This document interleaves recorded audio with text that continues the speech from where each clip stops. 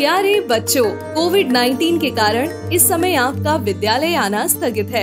ऐसे में आपकी पढ़ाई निरंतर जारी रहे, इसीलिए हम लेकर आए हैं डिजी साथ कार्यक्रम। इसके माध्यम से आप प्रत्येक दिन सोमवार से शुक्रवार तक पूर्वाह्न 10 से 12 तथा अपराह्न 1 से 2 बजे तक अपनी अपनी कक्षाओं के अनुरूप कार्यक्रम देख सकेंगे। अब पढ़ाई नहीं रुकेगी। स्कूली शिक्षा एवं साक्षरता विभाग झारखंड।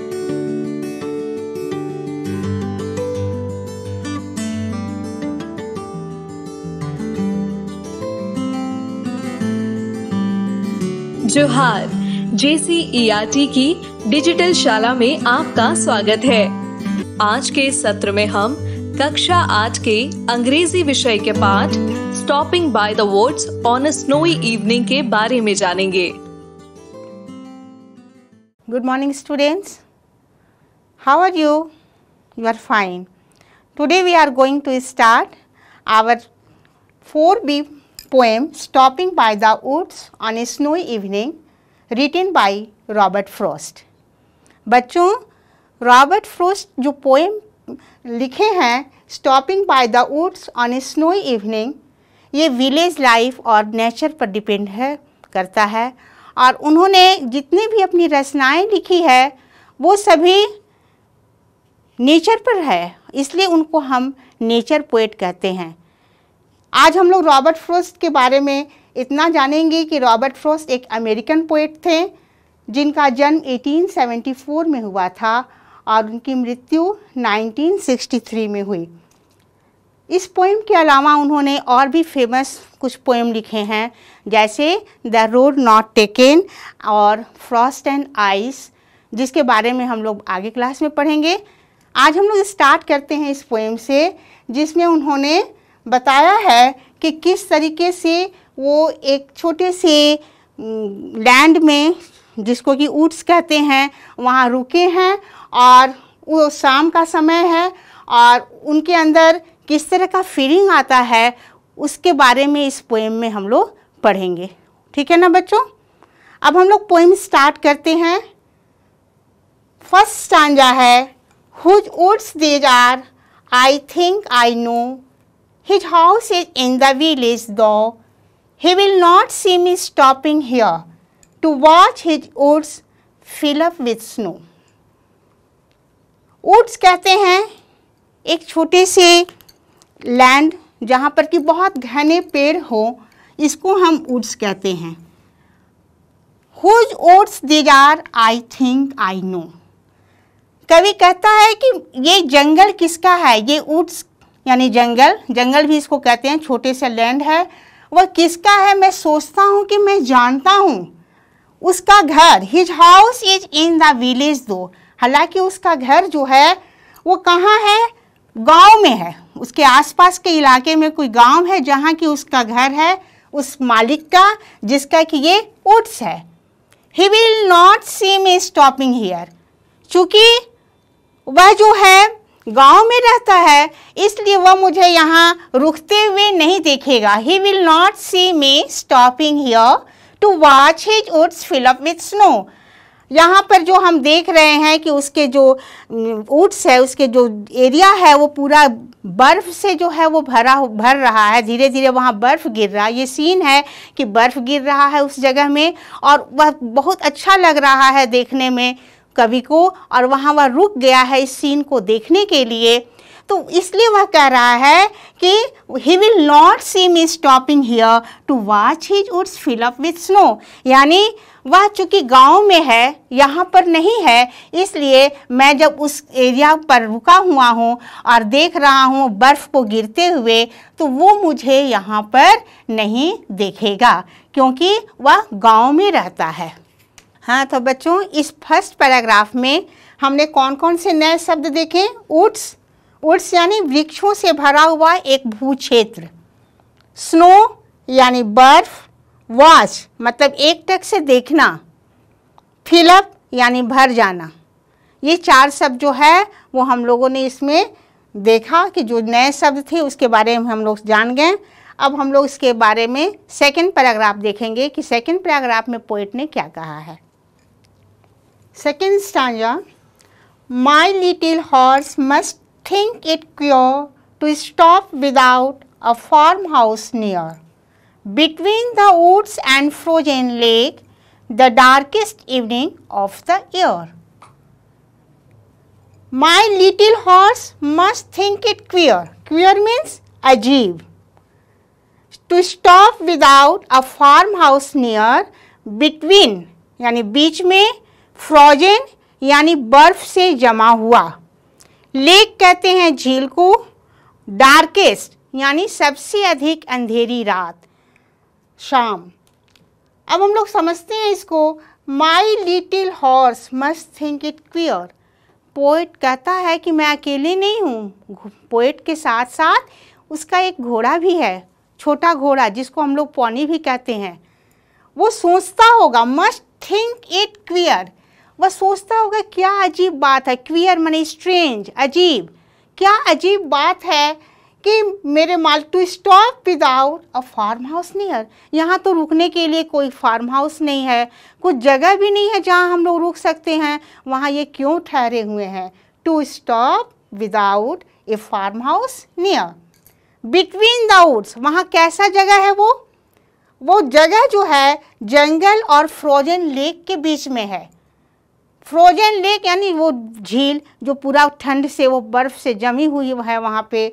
और वह समय क्या है, darkest evening of the year, शाम का समय है. और वो भी शाम का कौन सा समय, डार्केस्ट इवनिंग. यहाँ पर ये डार्केस्ट इवनिंग ये बता रहा है कि साल का वो दिन होता है जिस समय में रात सबसे लंबी होती है. और संभवतः वो दिन, उनका इशारा है 22 दिसंबर की ओर, जिस दिन की क्या होता है कि साल भर में 22 दिसंबर का जो दिन होता है वो सबसे अधिक रात उसमें लंबी होती है और दिन उसमें सबसे छोटा होता है.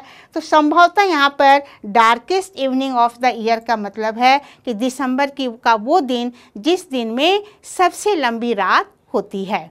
यानी इस सेकंड स्टांजा में पोएट कह रहा है कि मेरा जो छोटा घोड़ा है वो भी इसी बहुत अजीब सोच रहा होगा कि क्यों यहाँ पर बिना फार्म हाउस के रुके हुए हैं, जहाँ सिर्फ जंगल है और झील जो कि बर्फ़ से जमा हुआ है और रात जो है काफ़ी घनी है. यह सोच के घोड़े को भी काफ़ी अजीब लग रहा होगा. हो गया सेकंड स्टांजा, सबको क्लियर हो गया ना, कोई प्रॉब्लम नहीं. हाँ, अब हम लोग आगे बढ़ें. थर्ड स्टांजा है, ही gives his harness bells a shake to ask if there is some mistake. The only other sounds the sweep of easy wind and downy flake. इस पूरे पैराग्राफ में हार्नेस कहते हैं जो घोड़े के गले में जो पट्टा बंधा होता है ना, उसे हम हार्नेस कहते हैं. शेक माने हिलाना, मिस्टेक यानी भूल, कोई गलती, फ्लैक जो बर्फ़ के छोटे छोटे कण होते हैं ना जो गिरते हैं ज़मीन पे, तो उसे हम फ्लैक कहते हैं. और विंड माने हवा. अब क्या बताया गया है कि he gives his harness bell से शेक. यहाँ ही आया है घोड़े के लिए. घोड़ा क्या कर रहा है, अपने गले में जो पट्टा बंधा हुआ है ना उसको ऐसे ऐसे हिला रहा है और हिला के पूछ रहा है कि अपने मालिक से कि मालिक क्या कोई गलती हो गई है. He gives his harness bells a shake to ask if there is some mistake. क्या ऐसी कोई गलती हो गई है कि आप यहाँ रुके हुए हैं. The only other sounds the sweep of easy wind and downy flake. उस स्थान पे क्या आवाज़ कर रहा है, एक घोड़े के उस हार्नेस बेल की आवाज़ है और उसके अलावे और जो दूसरा साउंड है वो वहाँ जो मंद मंद हवा बह रही है ना, तो हवा के बहने से एक सरसराहट की आवाज़ होती है, एक वो आवाज़ है. और डाउनी फ्लैक मतलब जो बर्फ़ गिर रहा है ना, उस बर्फ़ के छोटे छोटे जो परत गिर रहे हैं उसकी आवाज़ है, हवा की सरसराहट की आवाज़ है. और उसके अलावा घोड़े के जो गले में जो पट्टा बंधा हुआ है उसमें एक घंटी बंधी होती है. वह घंटी आवाज़ करके वह पूछ रहा है अपने मालिक से कि क्या कोई गलती हो गई है कि आप ऐसे स्थान पे रुके हुए हैं. ठीक है, कोई दिक्कत, सबको समझ में आई. अब हम बढ़ते हैं अपने फोर्थ स्टांजा की ओर. The woods are lovely dark and deep but I have promises to keep. and miles to go before I sleep, and miles to go before I sleep. बच्चों, ये जो 4 पंक्तियाँ हैं ना, वो काफ़ी इम्पॉर्टेंट है। ये पंक्तियाँ प्रायः एग्ज़ाम में पूछी जाती हैं। यहाँ कहा गया है the woods are lovely dark and deep. Lovely माने प्यारा, डार्क माने घना अंधेरा, डीप माने भी होता है बहुत गहरा। But I have promises to keep, लेकिन हमारे क्या है, कुछ वादे हैं, कुछ हमारा किसी को हम वचन दिए हुए हैं, उसे हमें क्या करना है, पूरा करना है। And miles to go before I sleep, and miles to go before I sleep. कब पूरा करना है? इसके पहले, हमें सोने जाने से पहले बहुत दूर तक जाना है।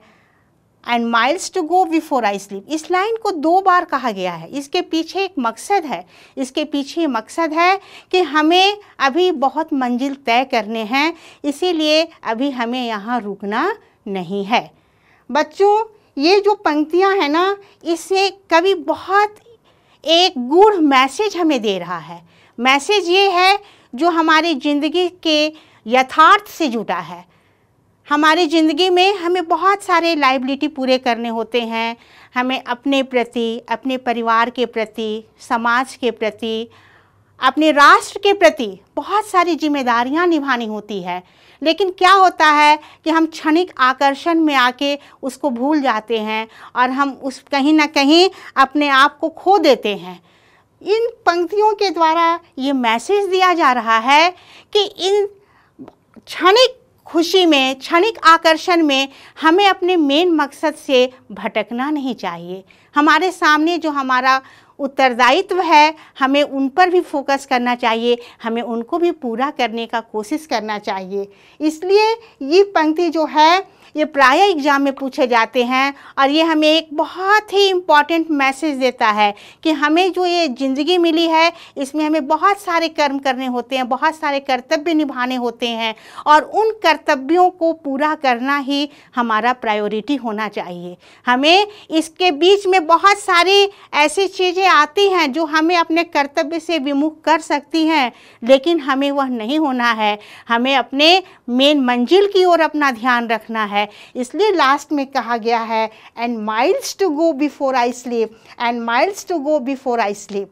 यहाँ स्लीप का मतलब होता है डेथ, यानी हमें अपनी ज़िंदगी की समाप्ति के पूर्व हमें बहुत सारे कार्य निभाने हैं और उन कार्यों को निभाने के लिए हमें कहीं अगर कुछ आकर्षण की चीज़ें भी मिल जाती है या कुछ ऐसा चीज़ मिल जाता है जो हमें बहुत प्रभावित करता है, आकर्षित करता है, तो हमें वहाँ पर बहुत ज़्यादा रुकना नहीं है, हमें अपने मंजिल की ओर ध्यान देना है। कहते हैं ना, आगे बढ़ते जाओ, आगे बढ़ते जाओ, उस चीज़ को हमें हमेशा अपने दिमाग में रखना है, ठीक है ना।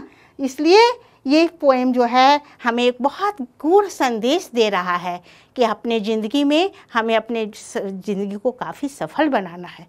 बच्चों, एक बार फिर से मैं पूरा पोएम पढ़ती हूँ जिसमें कि आप लोग को उसका अर्थ पता चल जाए और उसके बाद हम लोग इसका क्वेश्चन आंसर देखेंगे।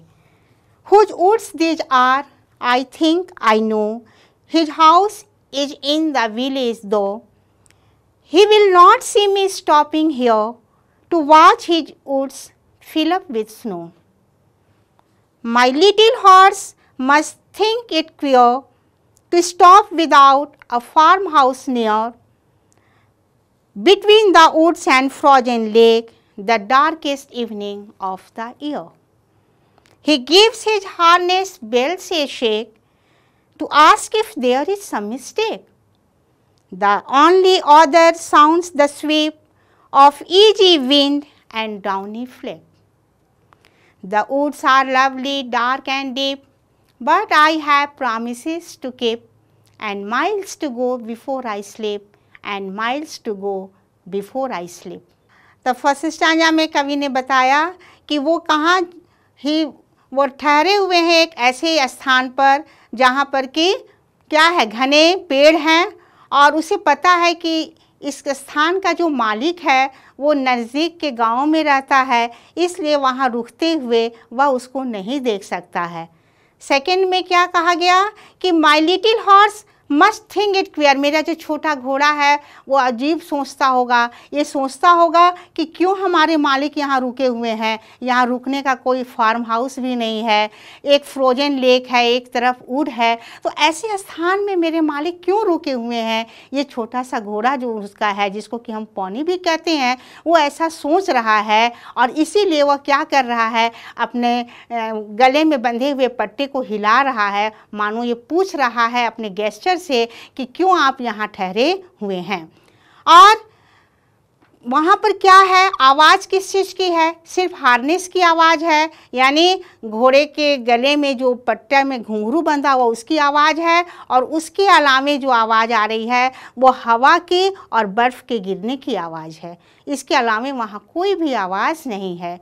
और अंत में कवि कहता है कि woods are lovely dark and deep, मतलब ये जो वुड्स है वह बहुत प्यारा दिख रहा है, बहुत अच्छा लग रहा है, वहाँ रुकने का मन कर रहा है, लेकिन कभी वहाँ रुकना नहीं चाहता है। क्यों नहीं रुकना चाहता है? क्योंकि but I have promises to keep and miles to go before I sleep and miles to go before I sleep, मतलब हमें बहुत सारे कार्य करने हैं, बहुत सारे वादे पूरे करने हैं, हमें अपने अंतिम क्षण के पहले, अपनी ज़िंदगी के समाप्त होने के पहले हमें बहुत सारे दायित्व निभाने हैं, इसलिए हम यहाँ नहीं रुक सकते हैं, हमें अपने कर्तव्य का ध्यान रखना है और ज़िंदगी में आगे बढ़ते जाना है। ठीक है बच्चों, अब हम लोग बढ़ते हैं अपने क्वेश्चन आंसर सेक्शन की ओर। फर्स्ट क्वेश्चन है, where and when did the rider stop.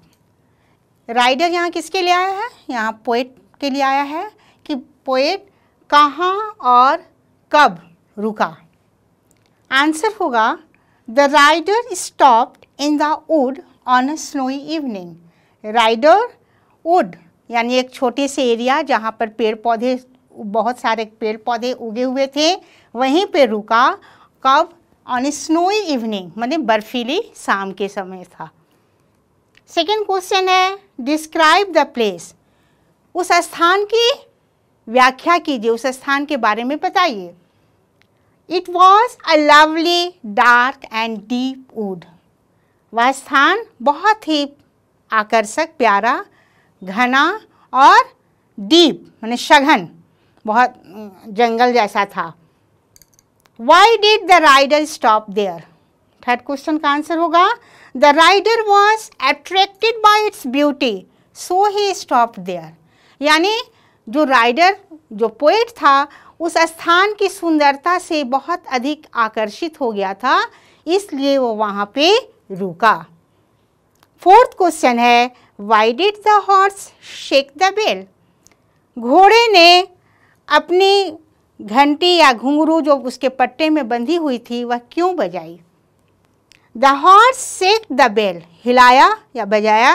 क्यों बजाया? क्योंकि वह पूछना चाहता था, to ask if he had stopped there by some mistake, यानी क्या वहाँ उसने कुछ गलतीवश, कुछ भूलवश वहाँ पर वह रुक गए हैं, क्योंकि वहाँ नज़दीक में कोई फार्म हाउस नहीं था, वह स्थान रुकने के उपयुक्त था ही नहीं। तो घोड़ा भी कंफ्यूज था, इसलिए वह पूछ रहा था कि क्या कुछ गलती हो गई है जो आप वहाँ रुके हुए हैं।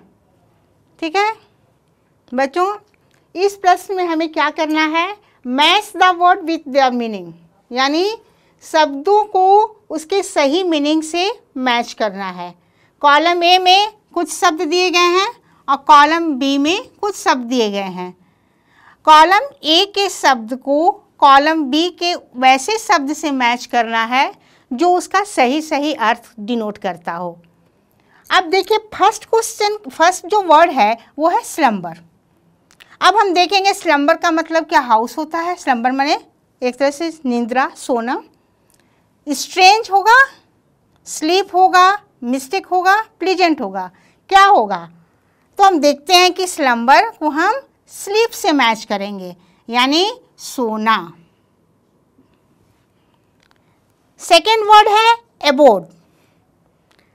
अब एबोर्ड का क्या होगा? एबोर्ड का मतलब आप लोग जानते हैं, माने कोई निवास स्थल, कोई ठहरने का स्थान। तो एबोर्ड को हम यहाँ किससे मिला सकते हैं? तो एबोर्ड को हम मिलाएंगे हाउस से। हाउस माने भी होता है घर, रहने का जगह। थर्ड वर्ड हो गया एरर।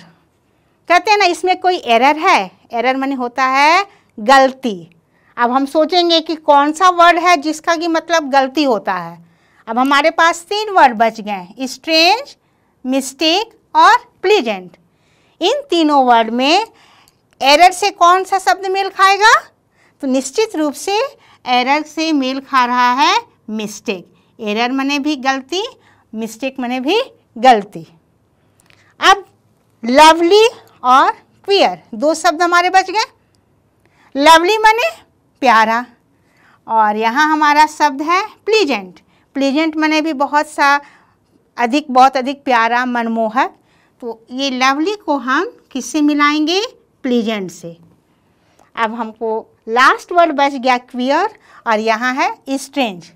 आपको बताए थे ना क्वियर माने क्या होता है? क्वियर माने होता है विचित्र, अजीब। तो ये क्वियर से हम मिलाएंगे स्ट्रेंज को। तो इस तरीके से हमने 5 ये वर्ड के नए मीनिंग देखे। स्लम्बर यानी स्लीप, एबोर्ड यानी हाउस, एरर यानी मिस्टेक, लवली यानी प्लीजेंट और क्वियर यानी स्ट्रेंज। क्लियर हुआ सबको? ओके। यहाँ हमें क्या करना है कि answer the following question with reference to context.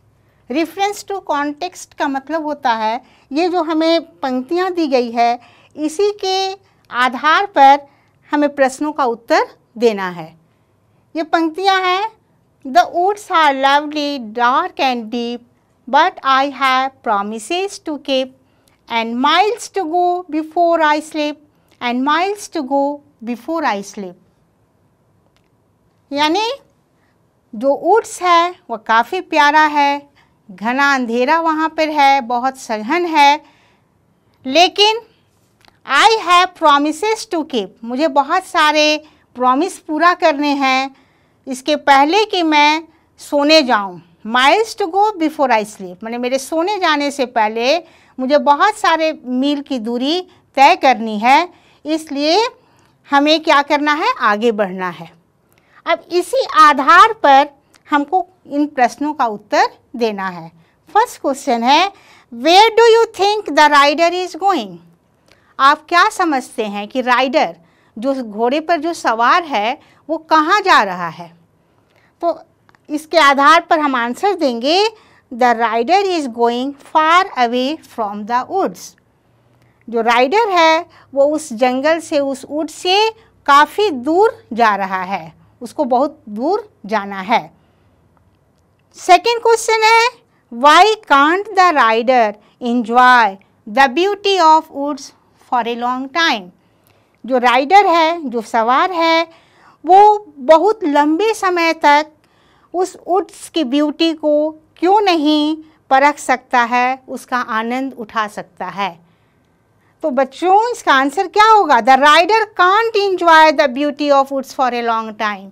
वह बहुत लंबे समय तक वहाँ पर उसका आनंद नहीं उठा सकता है, उस लवली स्थान का निहारने का आनंद नहीं उठा सकता है। इसलिए नहीं उठा सकता क्योंकि he has to cover a long distance before night. वो शाम का समय है और रात्रि होने के पहले उसको बहुत ज़्यादा दूरी तय करनी है। अगर वो वहाँ रुके रह जाएगा तो उसको आगे जाने में परेशानी होती, इसलिए वह वहाँ पर ज़्यादा समय तक नहीं रुक सकता। तो ये जो हमारी पंक्तियाँ हैं, यहाँ पर इस पंक्तियों के आधार पर हमने यहाँ पर इस उत्तर को देना है हमें।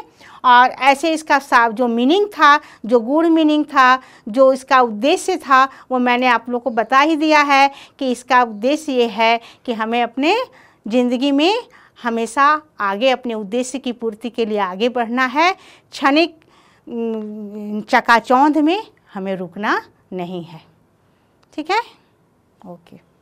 इस प्रसारण से संबंधित सुझाव, अपने प्रश्न इत्यादि आप हमें jcerg@gmail.com तथा टोल फ्री नंबर 1800 5728 585 पर संपर्क कर सकते हैं।